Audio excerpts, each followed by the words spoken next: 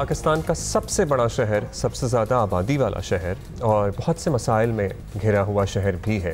Infrastructure के मसले हैं, लॉ एंड ऑर्डर के मसले हैं और स्ट्रीट क्राइम के मसले भी हैं। इस शहर की वैसे हिस्ट्री बड़ी ही दर्दनाक भी रही है, जो पॉलिटिकल एनिमोसिटी और अदर फैक्टर्स थे। लेकिन अभी इस साल अगर से स्ट्रीट क्राइम की बात करें तो 101 लोग स्ट्रीट क्राइम में डकैती मुज़ाहमत पर जान से हाथ धो चुके हैं। सोचें, और इससे ज़्यादा 800 से ज़्यादा ज़ख्मी भी हो गए हैं। और इसी हवाले से और आपको बता दें कि कल कराची के इलाके औरंगी टाउन में डकैती मुज़ाहमत के दौरान डाकुओं की फायरिंग से एक पुलिस एहलकार भी जा बहक हुआ है।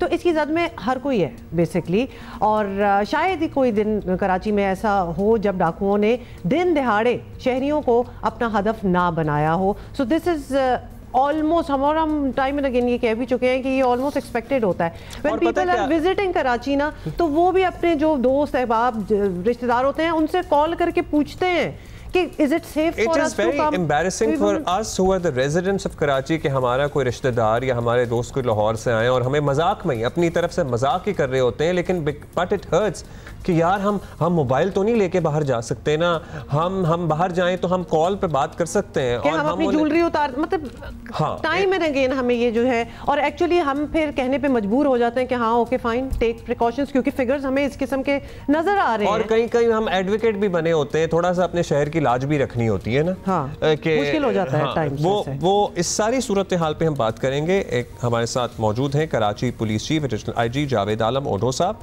अभी 3 माह तकरीबन हो गए हैं इन्हें अपने ओहदे का चार्ज लिए हुए। क्या बेहतरी आई है, क्या आई भी है कोई बेहतरी या नहीं आई है? काशिफ मुश्ताक साहब जो हमारे साथी हैं, जो कराची में क्राइम को कवर करते हैं, वो भी हमारे साथ हैं। सो ओढो साहब, आपकी इजाज़त से कुछ फैक्ट्स हम काशिफ से पहले डिस्कस कर लें और वो हमें बता दें, और उसके बाद it will be easier for us to discuss those facts. Kashif, figures जो हम कह रहे हैं ये सही ऑथेंटिक फिगर्स हैं? बिकॉज ऑब्वियसली आपसे बात होती रहती है। जैसे हम कह रहे हैं कि जहाँ बहक अफराद जो हैं डाकुओं के हाथों, वो ऑलमोस्ट 101 हो चुकी है बात।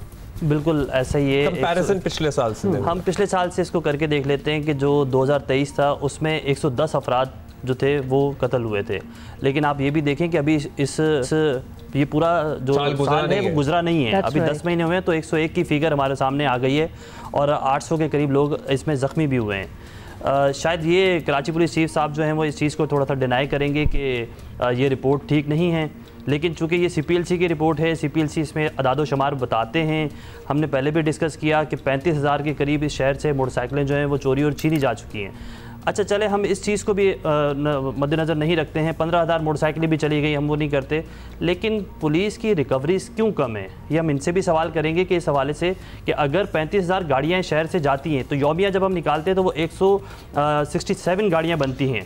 तो अगर 167 गाड़ियाँ रोज़ाना की बुनियाद पे या फिर इससे ज़्यादा चोरियाँ छीनी जाती है, उसमें मोटरसाइकिलें भी शामिल है इसमें 167 में, तो इसमें रिकवरीज इसकी बहुत ज़्यादा कम क्यों है? जब हम रिकवरीज के परसेंटेज निकालते हैं तो वो 2 से 3 बनती हैं। इसी तरह स्ट्रीट क्राइम में जो लोग जिनके मोबाइल फ़ोन छीने जाते हैं, चोरी किए जाते हैं, उनकी रिकवरीज अच्छी हो जाती हैं, लेकिन फिर वो रिकवरीज होती है तो लोगों तक वो मोबाइल फ़ोन पहुँचते क्यों नहीं है, वापस क्यों नहीं आते? इस शहर के अंदर मंशियात की बहुत बड़ा, जब भी हम स्ट्रीट क्राइम की या किसी भी क्राइम की बात करते हैं तो साथ में मंशियात को उससे अटैच किया जाता है। तो आप मंशियात को आप अटैच करते हैं, लेकिन आप हम ये भी जानना चाहेंगे कि शहर के अंदर आता कहाँ से? ये मंशियात को इस शहर में कौन सप्लाई करता है, किस तरह ये डिवाइड होती है, किसकी सरपरस्ती हासिल है? तो इन चीज़ों पे मेरा ख्याल है कि और मंशियात की बात करें, ज़ाहिर है इस शहर में भी आता है, पाकिस्तान के हर शहर में मंशियात आ रही हैं, लोग इस्तेमाल कर रहे हैं, शिकार हो रहे हैं।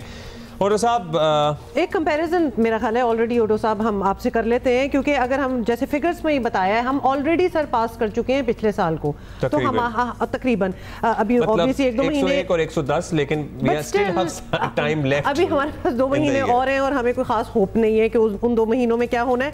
तो instead of things getting better, और इतने मेजर्स भी लिए जाते हैं, क्योंकि ऑब्वियसली आप लोगों के अफसरान से हमारी बातचीत वैसे भी रहती है, but it doesn't come down to कोई हमें फिगर्स में कोई डिफरेंस एज सच नज़र नहीं आता। तो क्या एफर्ट्स फिर हो रही हैं? जी बड़ी मेहरबानी, आपने मुझे बुलाया।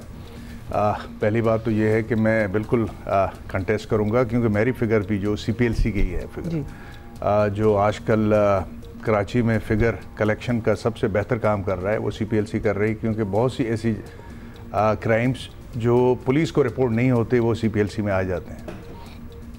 इस लिहाज से अगर जो वायलेंस इन क्राइम आपने पहले बात की, क्योंकि पहले तो ये खुदा का शुक्र है कि क्राइम इस वक्त सिर्फ अगर डिस्कस हो रहा है कराची में तो स्ट्रीट क्राइम है, ठीक है। जो हीनियस और ज़्यादा क्राइम्स हैं, टारगेट किलिंग है, इवन टेररिज्म है, सिर्फ 3 इंसिडेंट इस साल हुए हैं, और किडनैपिंग फॉर रैंसम है, एक्सटॉर्शन है, वो इस वक्त हम डिस्कस नहीं कर रहे ऑलमोस्ट। तो आप ये भी देखें कि 2013 की अगर आप बात करेंगे 3500 एवरेज उन सालों में किलिंग्स होती थी, जो इस वक्त 450 से ऊपर नहीं है। तो आप इसको यू मस्ट रियलाइज़ कि ये भी क्राइम में कमी है। चेरी पिक करना बड़ा आसान है कि हमारी, और होना भी चाहिए, इनकरेज इट, क्योंकि इससे हमारी प्रोग्रेस और इम्प्रूवमेंट होती है।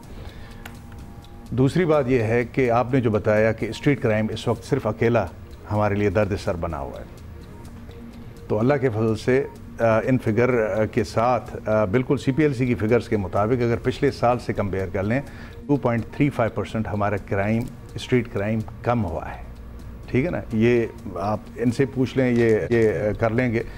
अच्छा, अब बदकिस्मती ये थी कि साल के शुरू में जब हमारी टीम नहीं थी, उसमें बहुत ज़्यादा क्राइम पीक पे पहुंचा। अब मीडिया ने भी उसका आवाज़ उठाई, बहुत ज़्यादा UN क्राई हुआ, काशिफ बैठे हुए हैं, हम आपस में कभी कभार दोस्तों के साथ डिस्कस करते थे, कहते सर क्राइम बहुत बढ़ गया है।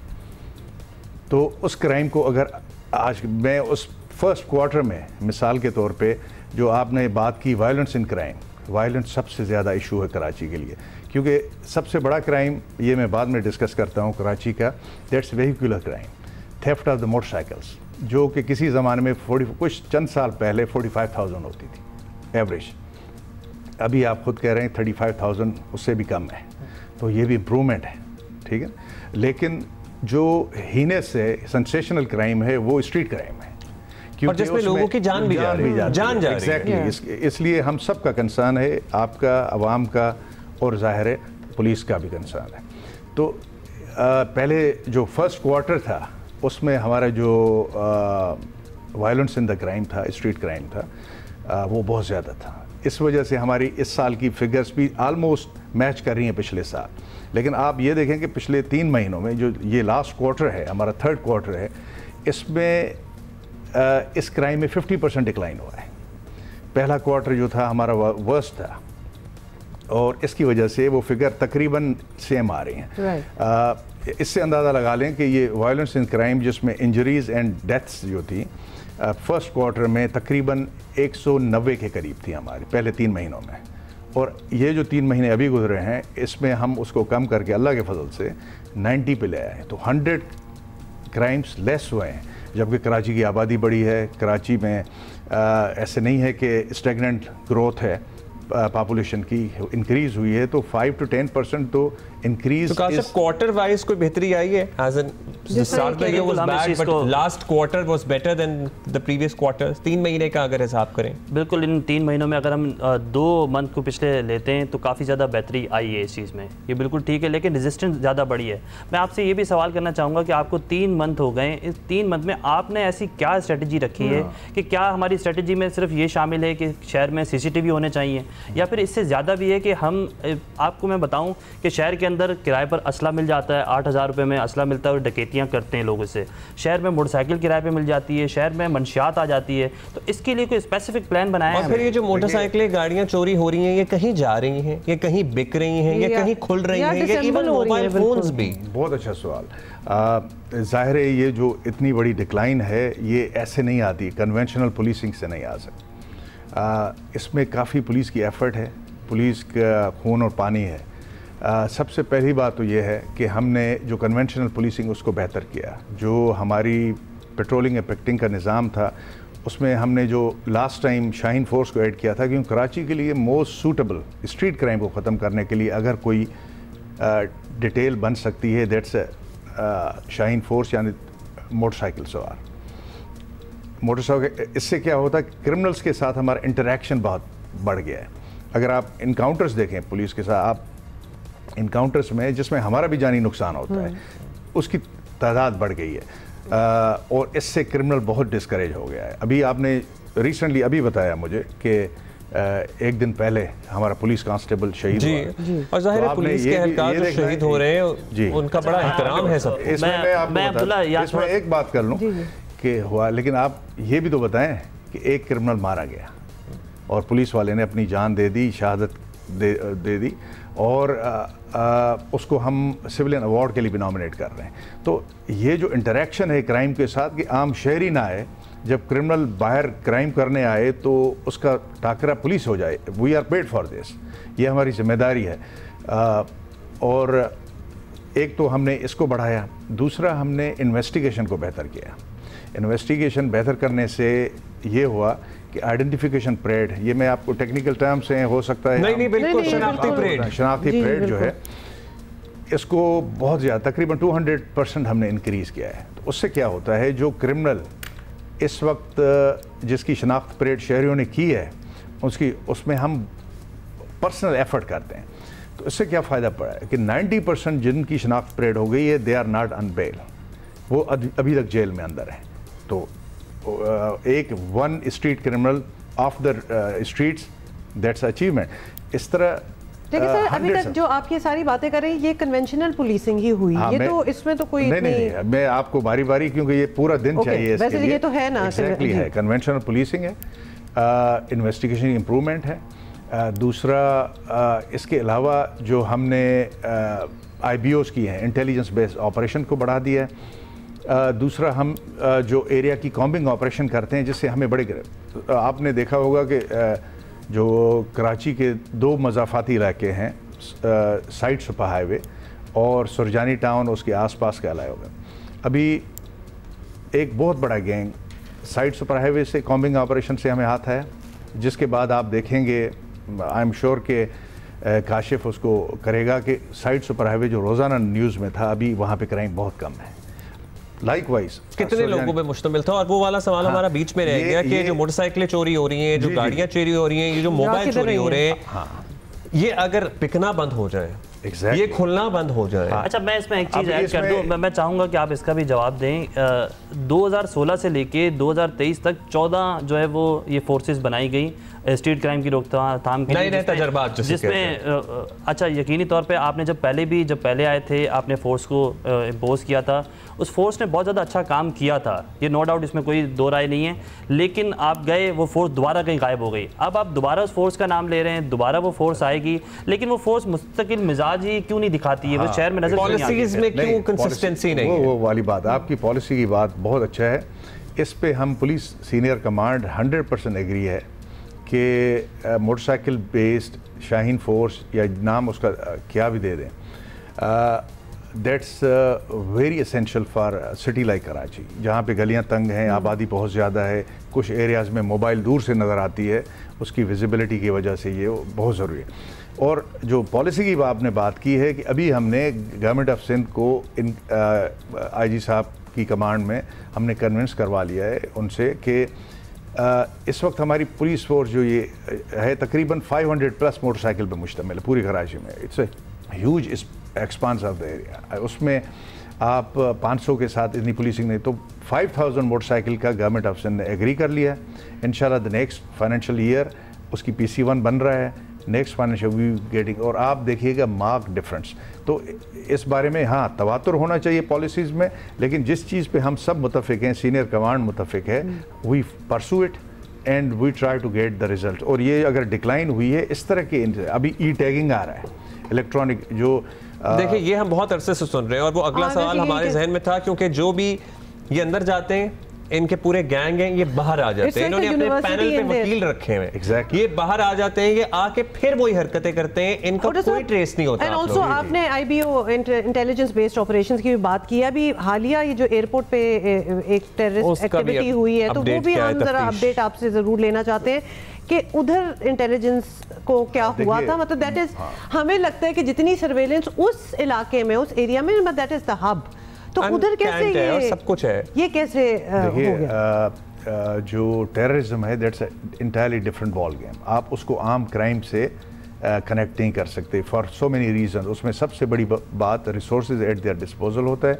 और उनकी जो सपोर्ट होती है इंटेलिजेंस की और अदरवाइज रिसोर्सेज की फ्राम आउटसाइड द कंट्री इतनी बड़ी होती है कि मिसाल के तौर पे इसने गाड़ी, जिस तरह अभी तो तकरीबन मीडिया में आ गया है तो मैं थोड़ा सा बात कर सकता हूँ, ये असल में रूटीन और रेगुलर पुलिसिंग का डोमेन नहीं है, इसमें CTD पे हम जाते हैं, काउंटर टेररिज्म, क्योंकि जो पॉलिसीज़ और जो टेररिज्म को ख़त्म करने के लिए चीज़ें चाहिए ट्रेसिंग के लिए, वो एक पूरी दुनिया ही अलग है हमारी क्राइम फाइटिंग में, तो वो काउंटर टेररिज्म डिपार्टमेंट CTD उसको हैंडल करता है।